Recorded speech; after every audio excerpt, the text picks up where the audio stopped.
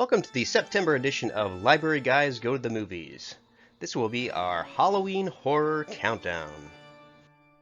Joining me in this episode is special guest host Mandy from the Powell branch. In addition to us both being librarians, we happen to be married and watch many horror movies. We do.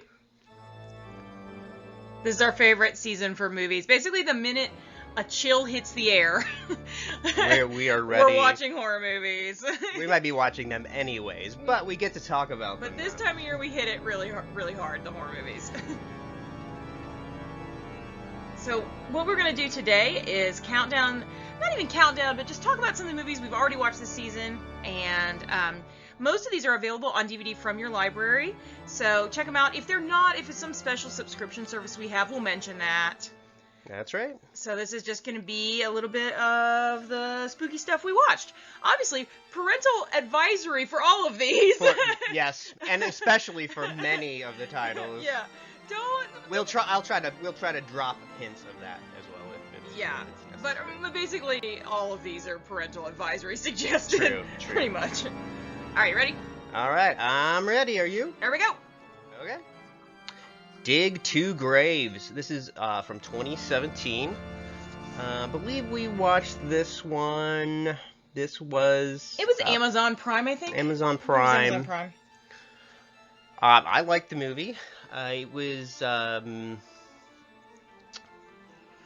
it was about a couple of a girl whose brother is brought back to life. Spoiler alert.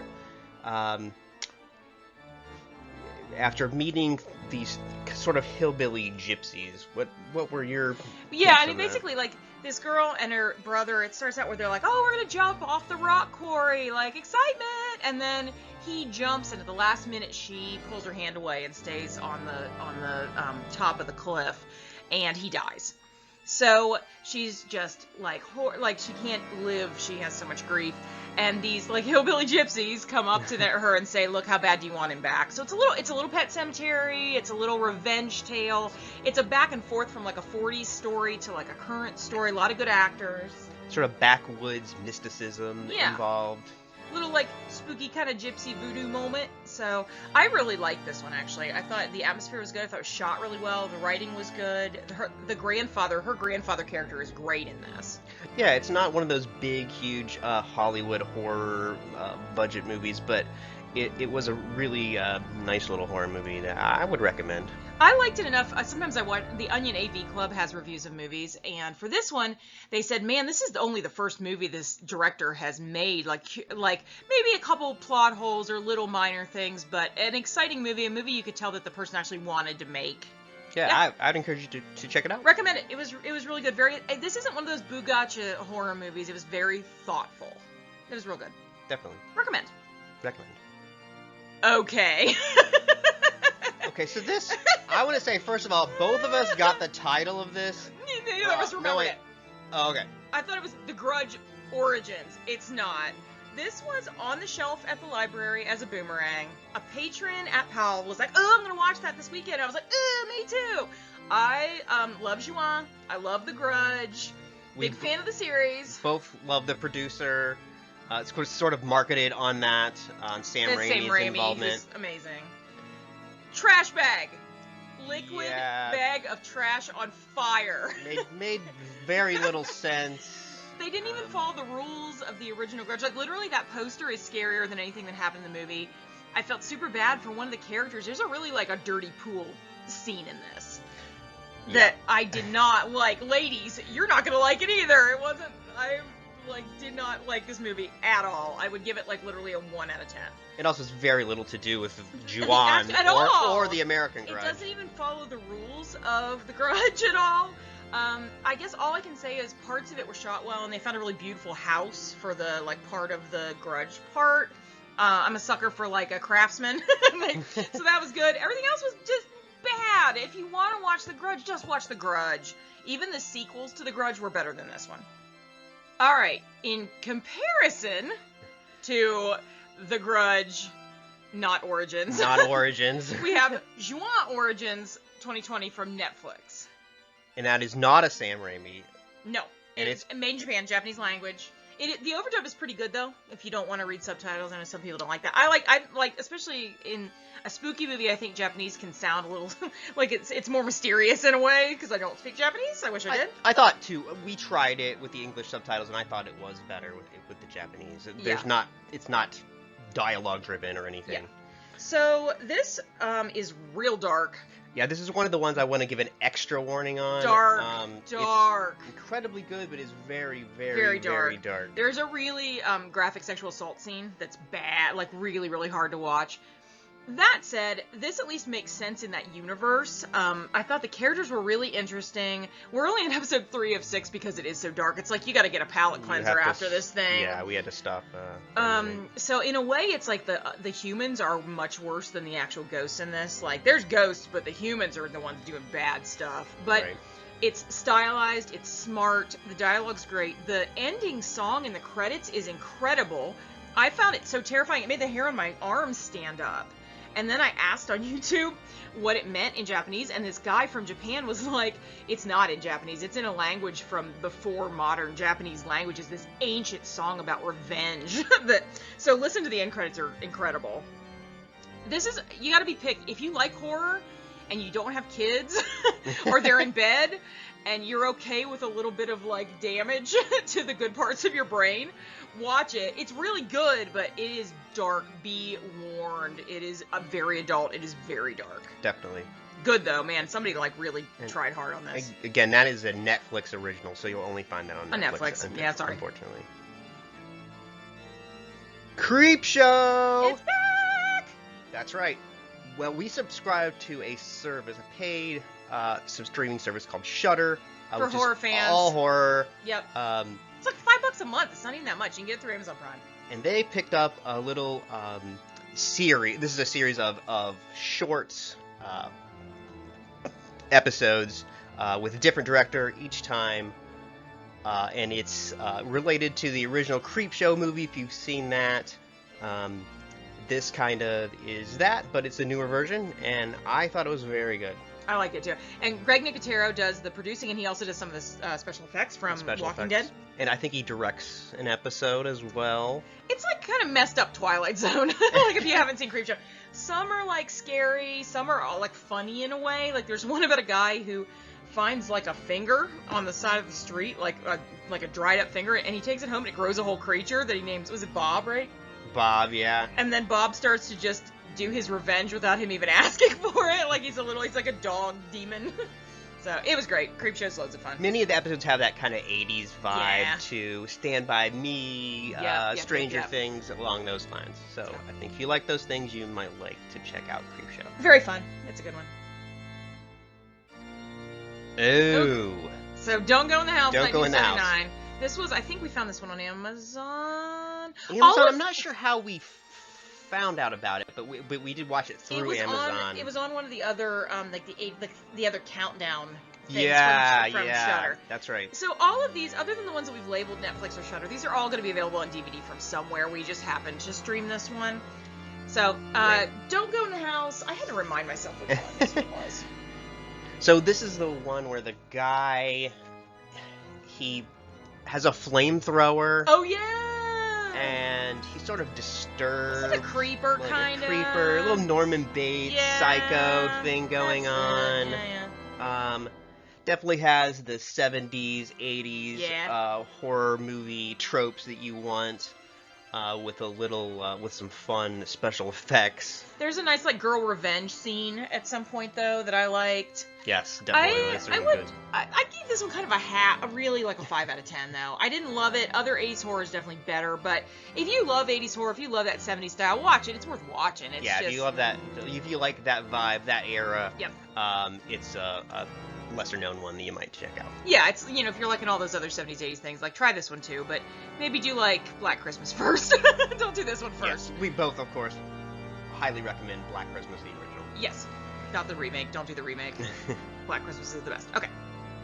Okay. This one. Okay. Do you want to tell? Yeah, we have some very good friends, Mike and Don, who are genius fans of movies. Like, they go on cruises about movies, and so they recommended this movie, and so we watched it. And we didn't like it that much, but we think we're wrong because they're better at movies than we are. Also, spoiler alert, the tornado that just went through Delaware and Powell went through in the middle of this movie, so we might have been a little distracted. There was quite a storm in the middle. Right. This is an adult one. It's Italian. It's like, I would say especially adult, more for its other content, not the horror content necessarily. Yeah, there's lots of, like, I mean, you can tell there's scantily clad ladies in this. Scantily clad ladies, and it's very odd. It has weird. It's a weird odd, vibe. Quirky things about it. Chickens. There's a lot of chickens. A lot of chickens. The description, if you'll read the description as it's advertised, and then you watch it, you will be like, that's nothing like what I watched. But wanted to mention it because we did watch it. We did, and any movie, an Italian movie from 1968 is worth watching for the background, for the beautiful and the cars and the fashion. So it wasn't our favorite. Again, though, a tornado literally went through when this was on, so we had to switch gears and put on Indiana Jones for comfort for a second there. Right. Among the Living. Okay. This is French, 2014. Plot is basically, it's a two-part plot. That there was like a French veteran who came back from the war, and because he had gotten into some like chemical stuff overseas, his child had like a genetic something, like there was something wrong with the child. Fast forward into the future, there are these kids that are French and are messing around, kind of get sort of kicked out of school, and they go pseudo-delinquent types. Pseudo-delinquents, but they're French, so they're like, oh, we're delinquents. I have high hopes, because it seemed like Stand By Me. Right, and they're like real sarcastic, and they go to it's an old film studio to mess around, and they see a real girl being kidnapped, and it kind of goes from there. It gets really crazy from there. It gets weird. This one is just really weird. It's strange. I don't necessarily think I would recommend it. I put it on my weird list. If you're looking for a good French horror movie from about this era, do Eels. It's ILS. It is the movie that that Strangers was based off of. It is terrifying. It's got a great female strong lead. I don't think I would recommend. That's kids terrorizing a couple, right? Yeah. That's kind of a spoiler. But so, I would recommend Eels definitely above this one. I don't think I would recommend it either. It was strange. It wasn't that scary. Some of the dialogue I thought was weird. The French certainly can do horror. It's just this can. Particular title. Or do Eyes Without a Face. That one's great from the 60s. Just this one is a pass, I think. Yep, I agree. Ooh, this was fun. In Search of Darkness. Now, this is a documentary. And it's basically about 80s horror. And it's on Shudder. Any of this stuff you can pay for on Amazon, but don't. Like, we're the library. We want you to get free stuff. But this was real. All the Shudder content is really good, though. Yeah. So it's just really, these are just talking head interviews. But if you are into 80s horror, check it out. I think you'll really like it. And it's got face after face of horror. Yeah, it's a good, like, just nostalgia trip for fans of, like, 80s horror. It's just fun. It's easy. You just learn little facts, you know? So, yeah, it was good. Freddie, Jason, all the boys are in All the boys. I definitely will watch, like, I love documentaries about horror, so it was good. Yeah, recommend. It was fun. Trick or Treat! Treat! Too. I was so excited because you guys know the movie Trick or Treat, like with the R. That's so good. And this was from the year I was born. I'm like, this is my movie. It's really weird. Now, I still enjoyed this movie. It's definitely got some quirky weirdness. There's some magic. If you like magic. There's David Carradine. David Carradine is in this for briefly. For like 1 second. He was like, give me my money, and then took off. Weirdly, we didn't watch this because of the fact, but I'm a big Orson Welles fan. And it turns out this movie was directed by his late-in-life cameraman, Gary Graver. And he thanks Orson for the help with magic involved in the film. Strange movie, though. It's a strange movie. The trailer or the poster might be better than the movie. I like the poster, but it's good 80s fun. It's weird. It's a weird one. It's another one I think if you're into that era and genre of films, you'll enjoy it as a lesser known anomaly. Yeah. But again, watch like Christmas Evil first. True. Or like all the Halloween, you know, all the first Halloween. In the Halloween 80s, they just made a bunch of movies about holidays going wrong after Halloween. Like, just watch one of those other ones. It was fine though. Not April Fool's Day. I wouldn't know. Yeah, that one wasn't that good. Ah! So, Blacula, first one. Amazing! Like, one of the first movies, it was like African-American made, starring an all-African-American cast. It was like a horror movie where, like, there's actually, like, some multicultural content. It was in the 70s where it's like Black Power was doing its thing. Sequel, Scream, Blackula Scream. It's got Pam Grier in it. And Pam Grier's great in every movie. She's so good. Watch Blackula. Watch Scream, Blackula Scream. I own these on DVD. Like, that's how into it I am. They're highly fun. enjoyable. And very watchable. Blackula's like a very, like, he's like an elder statesman. Like, his presence is amazing in this movie. He's so good. The writing's good. There's like Pam Grier's like a voodoo priestess, and like, just what the soundtrack's great. It's so good. It's not all tongue-in-cheek jokes either. No, like, they take it seriously. Like, you think it's like, oh, this is gonna be funny. It's an old 70s movie. Like, no, it's really, both of them are really good, and Pam Grier's amazing. Like, just watching her's worth watching this movie for sure. Absolutely. And I don't remember William Marshall, who plays Blacula, does an amazing job. It's really, really good. I like a vampire story that's like the old guard vampires trying to make sure that all these young kids that are turning into vampires aren't doing stupid stuff, and this is like one of those. He's a great Dracula, or vampire. I think he's kind of Dracula. Maybe not in terms of copyright, but he is my favorite Jack Rib, probably besides Christopher Lee. I would probably go Christopher Lee, Bela Lugosi, and then William Marshall, but, like, fair. Pretty great. There's a great scene where there's this young, like, hip vampire who's like, I'm going to a party, and then he goes and looks in the mirror and can't see himself, and he's like, man, how am I going to go to this party? And Blacula's like, ugh, like, I have to deal with this now? Watch it! Watch Scream, Blackula Scream! Ugh. Oh, this was great, too. Very good. So good. If you this is another documentary again, and it's about the book's scary stories to tell in the dark. People of my age, watch this documentary. You know you read that book. You know you were like, I'm gonna die from this. Like, you saw those illustrations and flipped out. Watch this movie. Watch this documentary. Yeah, during this season, I probably rant once a week about how great and creepy the illustrations in this book are. Alvin Schwartz did the originals, and then it was redone by Brett Helquist, who I love, but not for this. Like, you've got to do those Alvin Schwartz.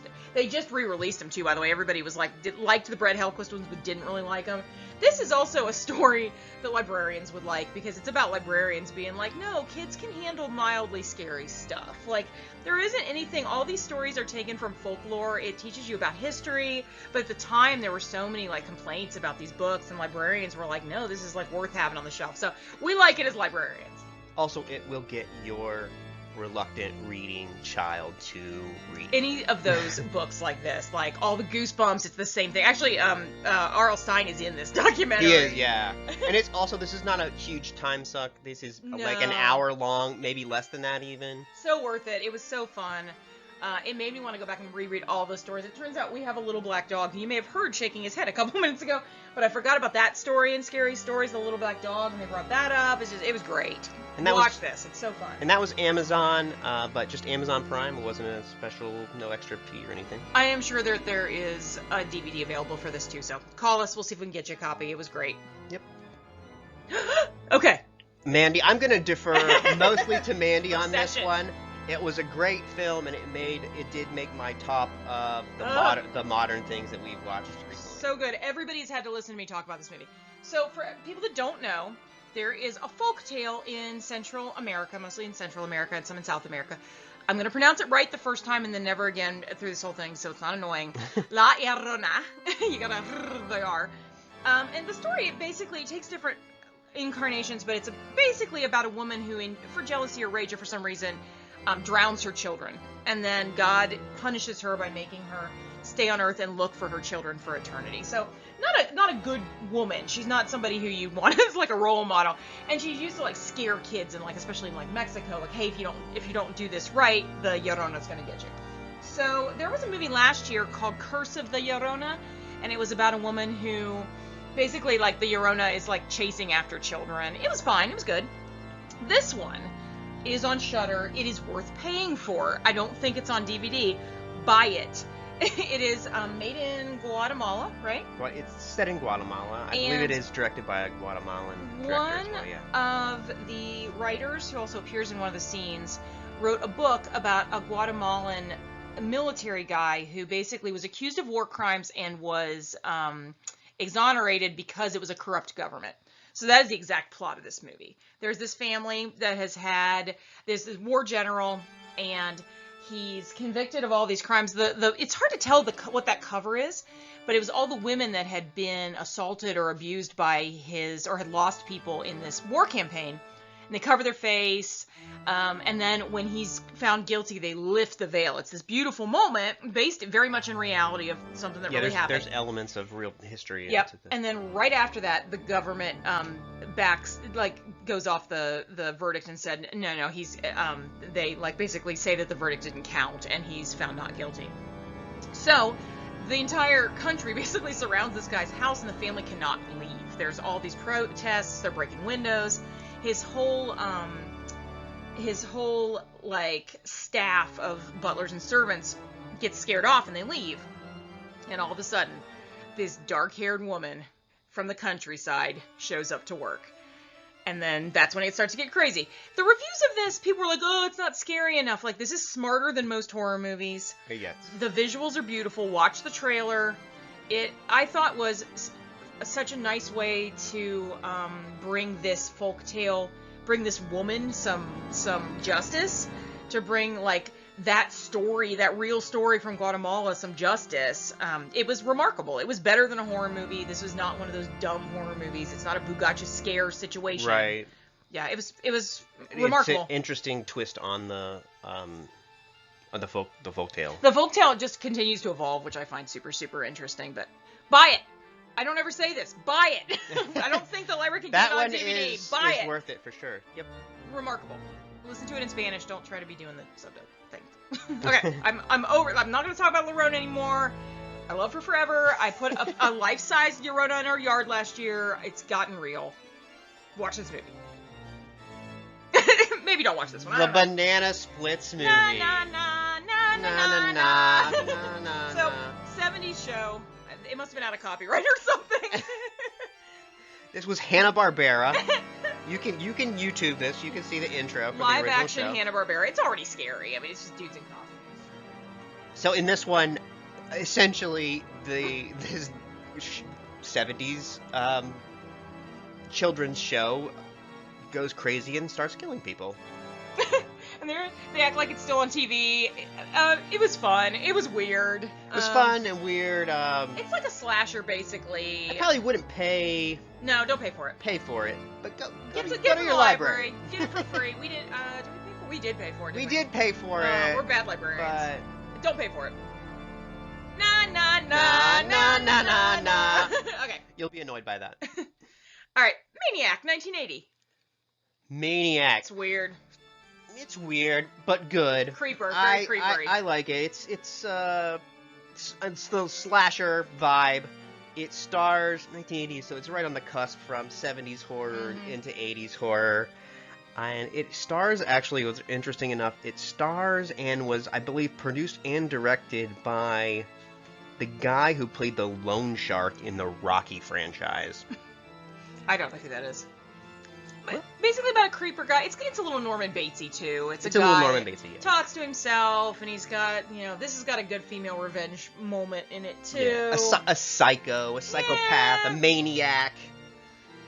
Just weird. He's like really like such a weird character that he's hard to watch at times. Like it's it's not like oh, poor Norman Bates. Like no, that's not how this goes. No, I'm sorry if none of you ever felt sorry for Norman Bates. I did. I was like, oh, it's his mom.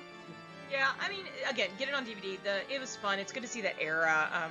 Pretty graphic, pretty crazy. Yeah, it's a weird one, but a good one. Yeah, this was great.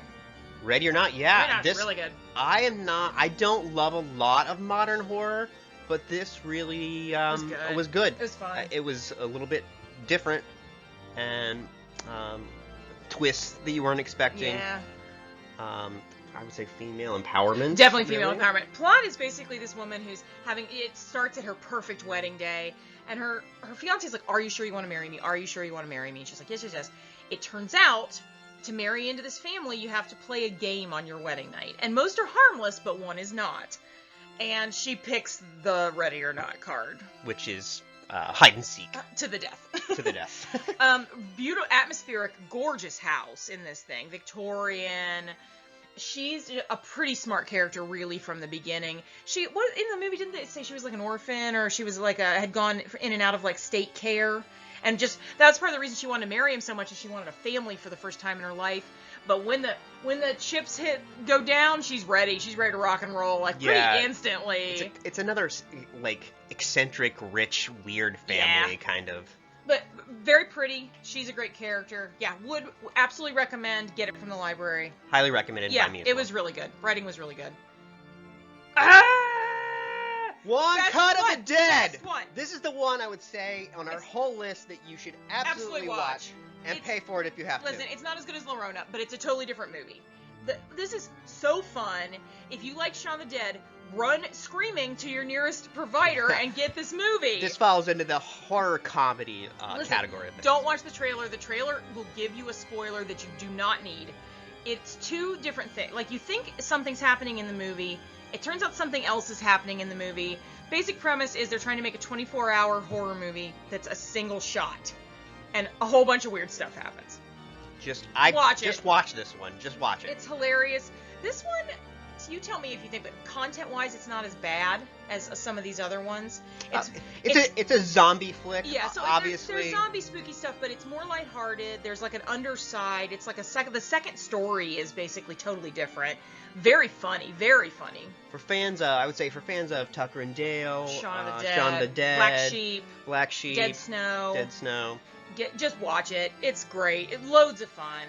I'm trying to think if there's any content that wouldn't be okay for teens. Teens would enjoy it. I don't remember. Don't hold me to it. There's probably a lot of cursing or something that I'm not remembering. But I loved this movie. Love. I think this is Asian. This is Japanese. It's Japanese. Yeah, it's Japanese. There's a mom character in this thing that cracked me up the entire movie. It's so great. Yeah, watch it. Get One Cut of the Dead. It's so good. Finally, no, not finally. We got one more. Not finally. We have more, but this is another documentary on our list, and again, it is a Shudder exclusive. Yeah. Sorry we have so many of these on here. It's a good channel. But it is excellent. It's something totally different than you would normally be expecting out of a horror movie. The plot is basically that, so Nightmare on Elm Street 1 comes out, monster hit. 2 comes out, and everybody's like, kind of like, what just happened? And then it becomes this, like, underground, like, LGBTQ movie, in a way. There are definitely some, like, kind of LGBTQ undertones, intended or not, in this movie. So it basically follows the actor from that movie, kind of talking about the lineage of this. Lots of, like, cool, for those of us that aren't getting to go to cons this year, he's at a lot of, like, Comic-Cons. So that felt good. In some ways, the movie sort of ruined his life, but then it he also empowered him. Yeah, definitely.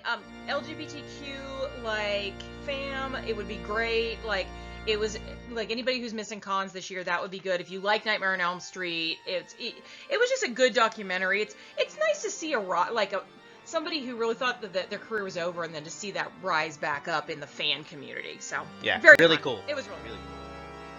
And finally, Cursed Films. Shudder, sorry.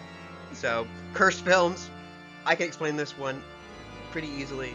These are short documentaries on the curses associated with horror movies throughout history. So it's like The Omen, The Exorcist, the Twilight Zone movie, Poltergeist, which is my favorite of those. So it's just speculating, like, are these movies cursed, or were they, especially like The Omen, it's like, well, was it so evil that, like, in real life stuff got cursed, whatever? Yeah, they'll tell you what happened on the set. Yeah. Like, so it's, if you're a movie buff, if you want to just hear about stuff that happened on the set, lots of good interviews, like, Poltergeist, real skeletons, real human skeletons used. Linda Blair is now a dog rescuer.